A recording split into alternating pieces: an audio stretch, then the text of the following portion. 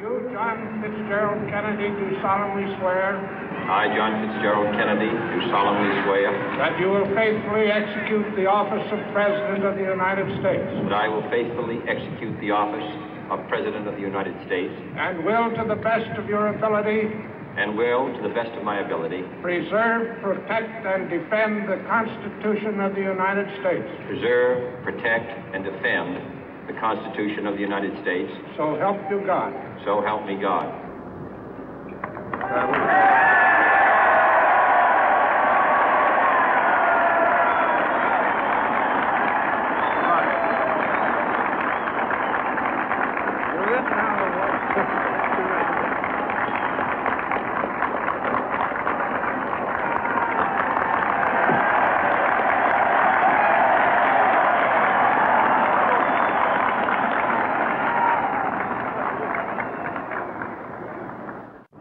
Vice President Johnson, Mr. Speaker, Mr. Chief Justice, President Eisenhower, Vice President Nixon, President Truman, Reverend clergy, fellow citizens.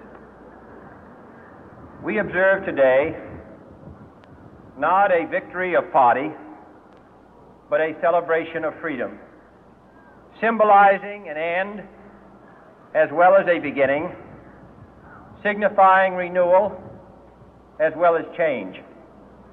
For I have sworn before you and Almighty God the same solemn oath our forebears prescribed nearly a century and 3/4 ago.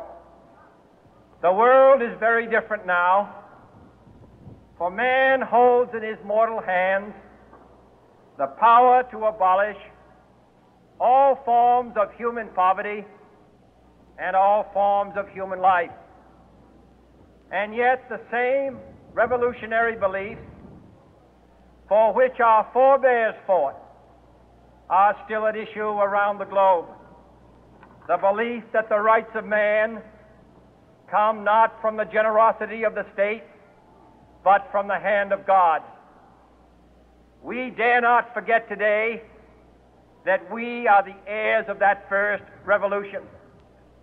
Let the word go forth from this time and place to friend and foe alike that the torch has been passed to a new generation of Americans born in this century, tempered by war, disciplined by a hard and bitter peace, proud of our ancient heritage, and unwilling to witness or permit the slow undoing of those human rights to which this nation has always been committed and to which we are committed today at home and around the world.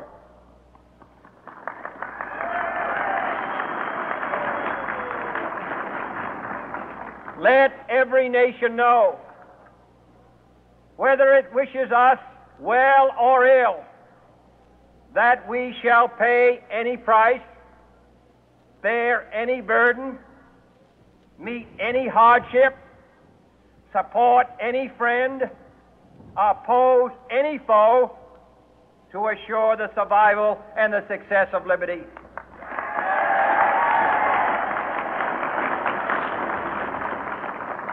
This much we pledge and more. To those old allies whose cultural and spiritual origins we share, we pledge the loyalty of faithful friends. United, there is little we cannot do in a host of cooperative ventures. Divided, there is little we can do, for we dare not meet a powerful challenge at odds and split asunder. To those new states whom we welcome to the ranks of the free, we pledge our word that one form of colonial control shall not have passed away merely to be replaced by a far more iron tyranny. We shall not always expect to find them supporting our view, but we shall always hope to find them strongly supporting their own freedom, and to remember that in the past, those who foolishly sought power by riding the back of the tiger ended up inside.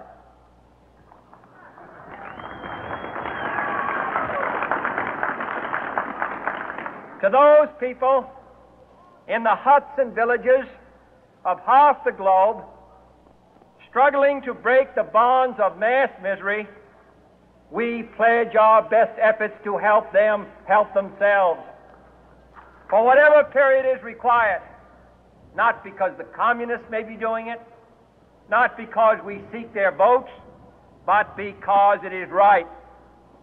If a free society cannot help the many who are poor, it cannot save the few who are rich.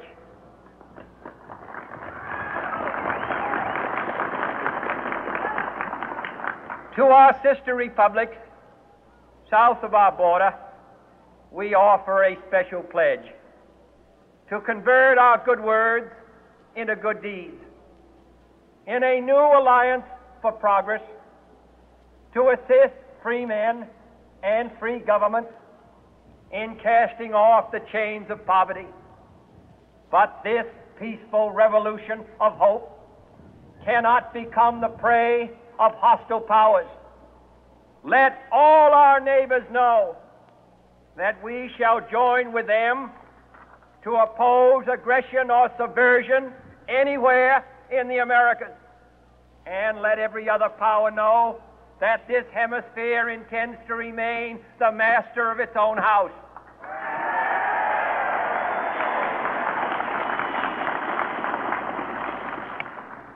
To that World Assembly of Sovereign States, the United Nations, our last best hope, in an age where the instruments of war have far outpaced the instruments of peace, we renew our pledge of support to prevent it from becoming merely a forum for invective, to strengthen its shield of the new and the weak, and to enlarge the area in which its writ may run. Finally, to those nations who would make themselves our adversary, we offer not a pledge, but a request that both sides begin anew the quest for peace. Before the dark powers of destruction, unleashed by science, engulf all humanity in planned or accidental self-destruction, we dare not tempt them with weakness, for only when our arms are sufficient beyond doubt can we be certain beyond doubt that they will never be employed. But neither can two great and powerful groups of nations take comfort from our present course, both sides overburdened by the cost of modern weapons, both rightly alarmed by the steady spread of the deadly atom, yet both racing to alter that uncertain balance of terror that stays the hand of mankind's final war. So let us begin anew, remembering on both sides that civility is not a sign of weakness, and sincerity is always subject to proof. Let us never negotiate out of fear, but let us never fear to negotiate.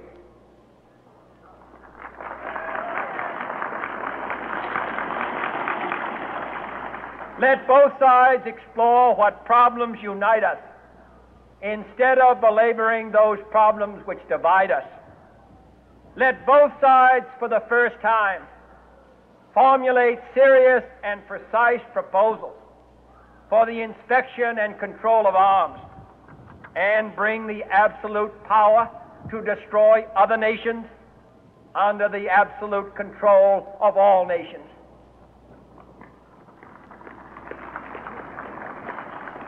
Let both sides seek to invoke the wonders of science instead of its terrors. Together, let us explore the stars, conquer the deserts, eradicate disease, tap the ocean depth, and encourage the arts and commerce. Let both sides unite to heed in all corners of the earth the command of Isaiah to undo the heavy burden and let the oppressed go free. And if a beachhead of cooperation may push back the jungle of suspicion, let both sides join in creating a new endeavor, not a new balance of power, but a new world of law, where the strong are just and the weak secure and the peace preserved. All this will not be finished in the first 100 days, nor will it be finished in the first 1,000 days, nor in the life of this administration, nor even perhaps in our lifetime on this planet. But let us begin.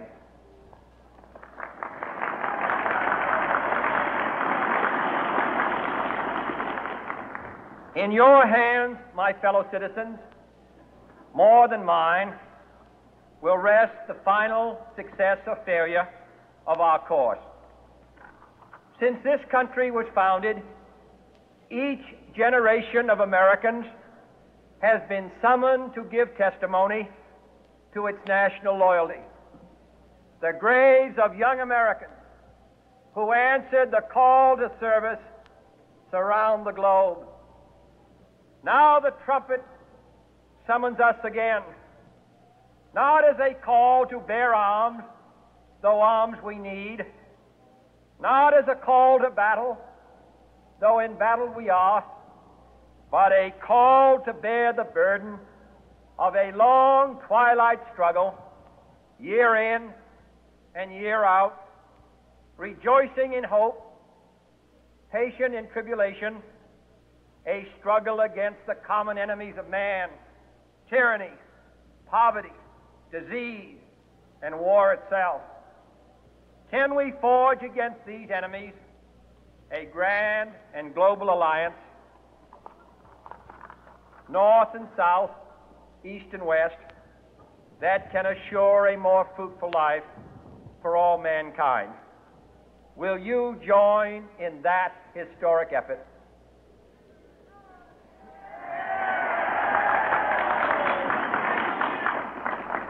In the long history of the world, only a few generations have been granted the role of defending freedom in its hour of maximum danger.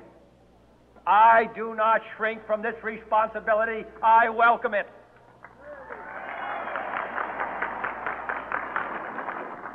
I do not believe that any of us would exchange places with any other people or any other generation.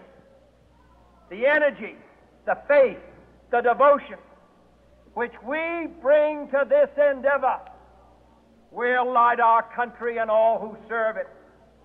And the glow from that fire can truly light the world. And so, my fellow Americans, ask not what your country can do for you, ask what you can do for your country.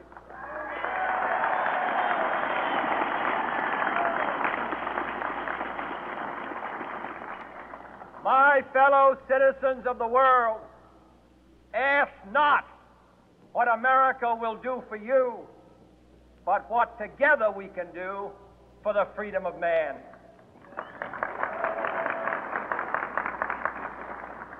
Finally, whether you are citizens of America or citizens of the world, ask of us here the same high standards of strength and sacrifice which we ask of you. With a good conscience, our only sure reward, with history the final judge of our deeds, let us go forth to lead the land we love, asking His blessing and His help, but knowing that here on earth God's work must truly be our own.